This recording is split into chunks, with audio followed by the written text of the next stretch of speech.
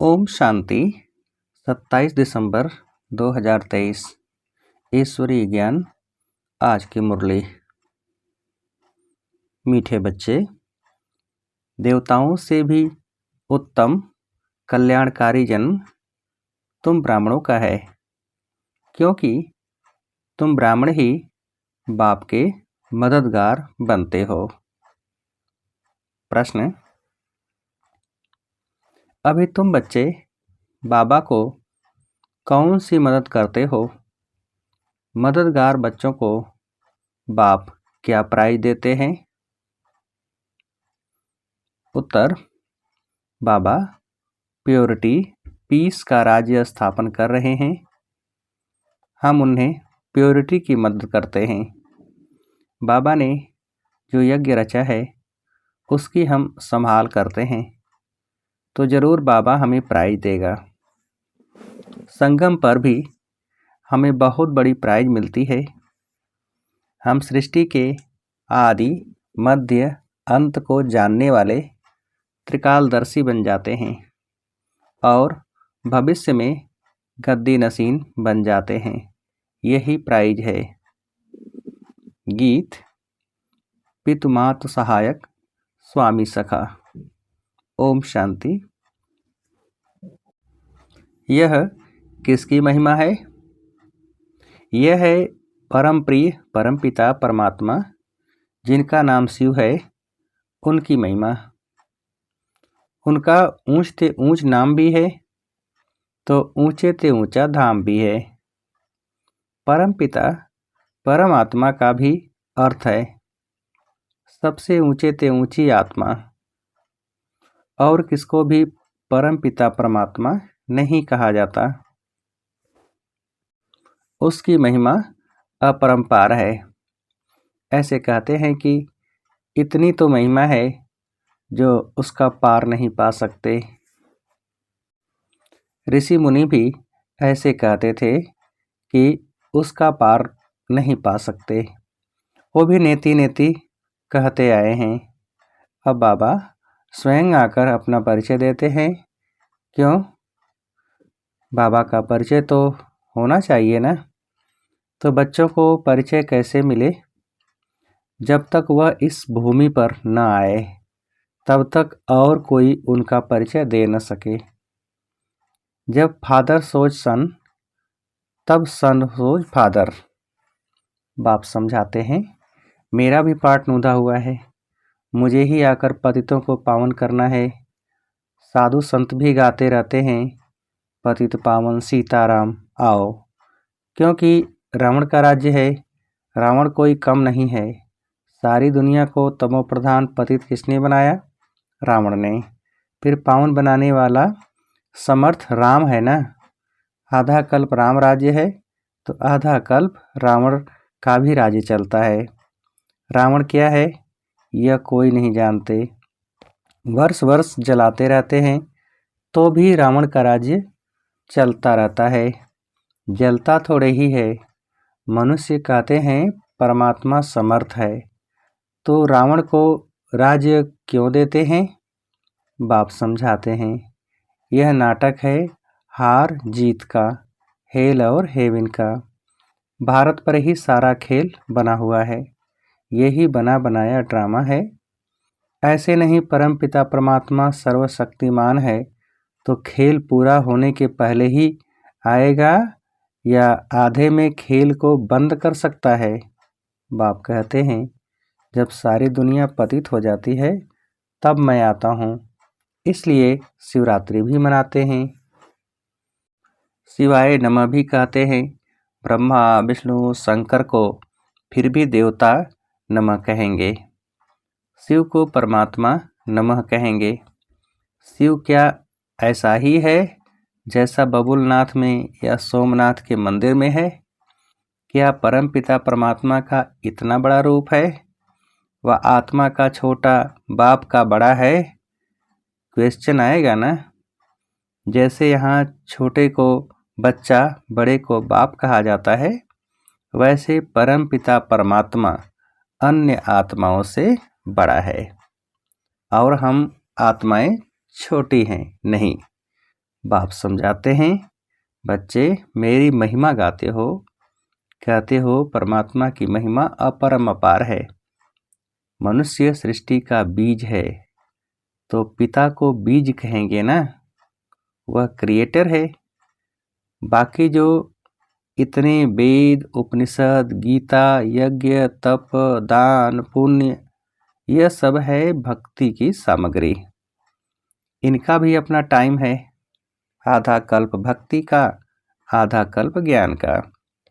भक्ति है ब्रह्मा की रात, ज्ञान है ब्रह्मा का दिन। यह शिव बाबा तुमको समझाते हैं, इनको अपना तन तो है नहीं। कहते हैं मैं तुमको फिर से राजयोग सिखलाता हूँ, राज्य भाग्य दिलाने। अब ब्रह्मा की रात पूरी होती है, वही धर्म ग्लानि का समय आ पहुँचा है। सबसे जास्ती ग्लानि किसकी करते हैं? परमपिता परमात्मा शिव की। लिखा है ना, यदा यदा ही। ऐसे नहीं मैंने कल पहले कोई संस्कृत में ज्ञान दिया है, भाषा तो यही है। तो जब भारत में देवी देवता धर्म स्थापन करने वाले की ग्लानि होती है, मुझे ठिक्कर बित्तर में ठोंक देते हैं, तब मैं आता हूँ। जो भारत को स्वर्ग बनाते हैं, पतितों को पावन बनाते हैं, उसकी कितनी ग्लानि की है। तुम बच्चे जानते हो, भारत है सबसे पुराना खंड जो कभी विनाश नहीं होता है। सतयुग में लक्ष्मी नारायण का राज्य भी यहाँ ही होता है। यह राज्य भी स्वर्ग के रचयिता ने दिया है। अब तो वही भारत पतित है, तब फिर मैं आता हूँ, तब तो उनकी महिमा गाते हैं, शिवाय नमः। इस बेहद के ड्रामा में हर एक आत्मा का पार्ट नोधा हुआ है, जो रिपीट होता है, जिससे ही कोई टुकड़ा निकाल हद का ड्रामा बनाते हैं। अभी हम ब्राह्मण हैं, फिर देवता बनेंगे, यह है ईश्वरी वर्ण। यह है तुम्हारा 84वें जन्म का भी अंत। इसमें चारों वर्णों का तुमको ज्ञान है, इसलिए ब्राह्मण वर्ण सबसे ऊंच है। परंतु महिमा व पूजा देवताओं की होती है। ब्रह्मा का मंदिर भी है, परंतु कोई को पता नहीं कि इसमें परमात्मा आकर भारत को स्वर्ग बनाते हैं।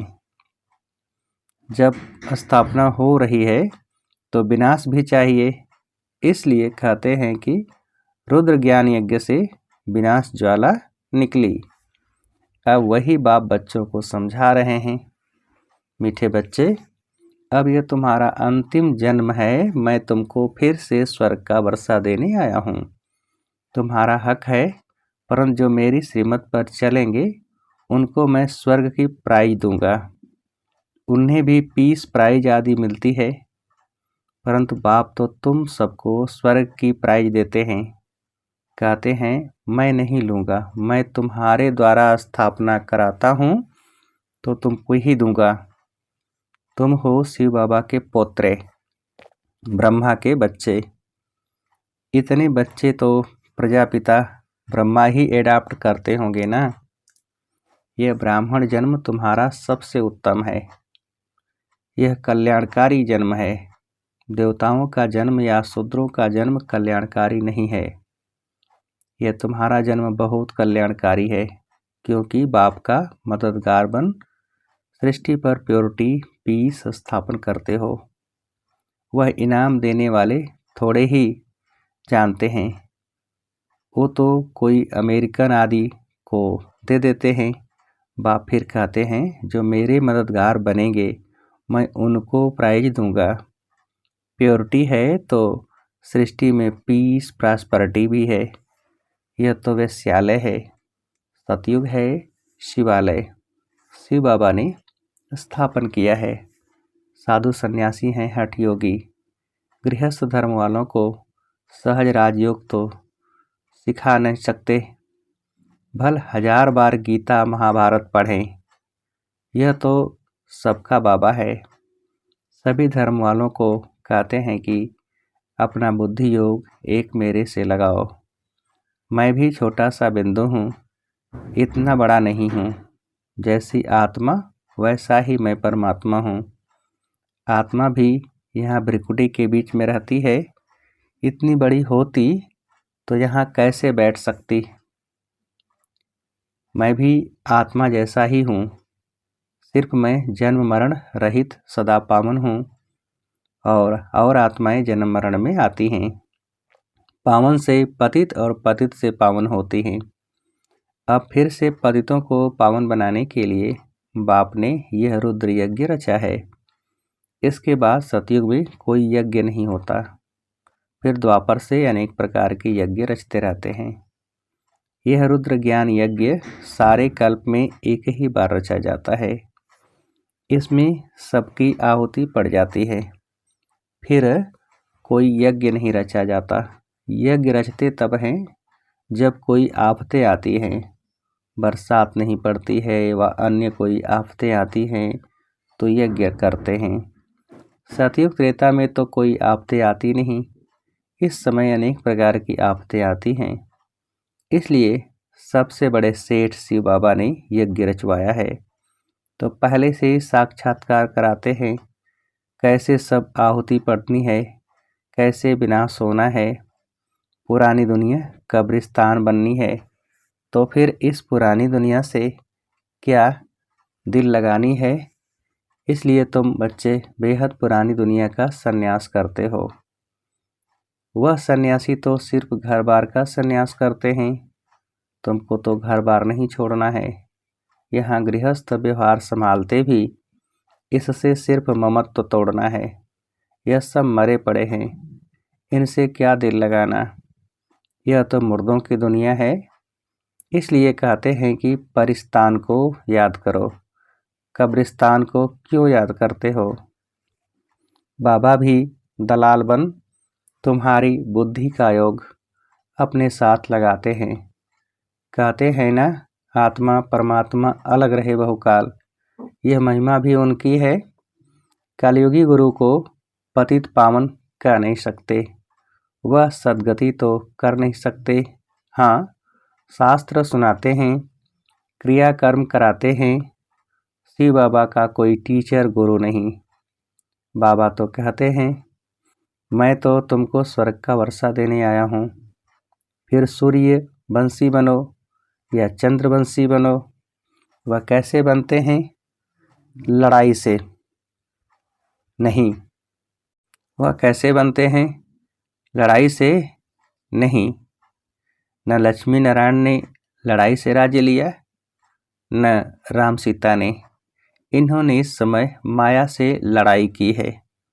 तुम इनकॉग्निटो वॉरियर्स हो, इसलिए तुम शक्ति सेना को कोई जानते नहीं। तुम योग बल से सारे विश्व के मालिक बनते हो। तुमने ही विश्व का राज्य गंवाया है, फिर तुम ही पा रहे हो। तुमको प्राइज देने वाला बाप है। अब जो बाप के मददगार बनेंगे उनको ही आधा कल्प के लिए पीस प्रॉस्पेरिटी की प्राइज मिलेगी। बाबा मददगार उन्हें कहते हैं जो अशरीरी होकर बाप को याद करते हैं, सुदर्शन चक्र फिराते हैं, शांतिधाम, स्वीट होम और स्वीट राजधानी को याद कर पवित्र बनते हैं। कितना सहज है। हम आत्मा भी स्टार हैं। हमारा बाप परमात्मा भी स्टार है। वह इतना कोई बड़ा नहीं है, परंतु स्टार की पूजा कैसे हो, इसलिए पूजा के लिए इतना बड़ा बना दिया है। पूजा तो पहले बाप की होती है, पीछे दूसरों की होती है। लक्ष्मी नारायण की कितनी पूजा होती है, परंतु उनको ऐसा बनाने वाला कौन? सबका सद्गति दाता बाप। बलिहारी उस एक की है ना। उनकी जयंती वर्थ यानी जयंती डायमंड तुल्य है। बाकी सबके वर्थ कौड़ी तुल्य हैं। शिवाय नमः। यह उनका यज्ञ है। तुम ब्राह्मणों ने रचवाया है। कहते हैं जो मुझे प्योरिटी पीस स्थापन करने में मदद करेंगे उनको इतना फल दूंगा। ब्राह्मणों ने यज्ञ रचवाया है तो दक्षिणा तो देंगे ना। इतना बड़ा यज्ञ रचा है और कोई भी यज्ञ इतना समय नहीं चलता है। कहते हैं जो जितना मुझे मदद करेंगे उतनी प्राइज दूंगा। सबको प्राइज देने वाला मैं हूँ। मैं कुछ नहीं लेता हूँ, सब तुमको देता हूँ। अब जो करेगा सो पाएगा, थोड़ा करेगा तो प्रजा में चला जाएगा। गांधी को भी जिन्होंने मदद की तो प्रेसिडेंट, मिनिस्टर आदि बने ना। यह तो है अल्पकाल का सुख। बाप तो तुमको सारे आदि मध्यांत का ज्ञान दे, आप समान त्रिकालदर्शी बनाते हैं। कहते हैं मेरी बायोग्राफी को जानने से तुम सब कुछ जान जाएंगे। सन्यासी थोड़े ही यह ज्ञान दे सकते हैं, उनसे वर्षा क्या मिलेगा। वह तो गद्दी भी एक को देंगे, बाकी को क्या मिलता है। बाबा तो तुम सबको गद्दी देते हैं, कितनी निष्काम सेवा करते हैं। तो तुमने तो मुझे ठिक्कर भित्तर में डाल कितनी ग्लानि की है। यह भी ड्रामा बना हुआ है। जब कौड़ी जैसे बन जाते हो तब तुमको हीरे जैसा बनाता हूँ। मैंने तो अनगिनत बार भारत को स्वर्ग बनाया है, फिर माया ने नर्क बनाया है। अब अगर प्राप्ति करनी है तो बाप के मददगार बन सच्ची प्राइज ले लो।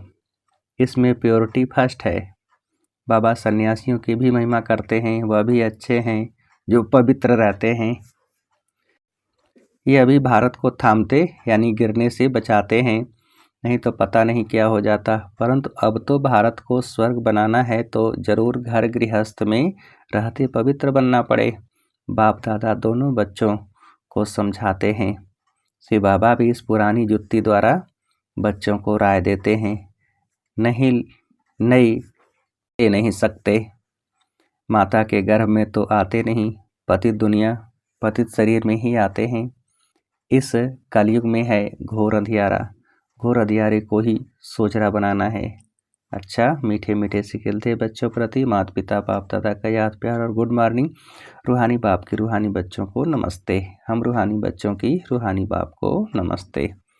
धारणा के लिए मुख्य सार। फर्स्ट पॉइंट, इस बेहद की दुनिया का दिल से संन्यास कर अपना ममत्व मिटा देना है, इससे दिल नहीं लगानी है।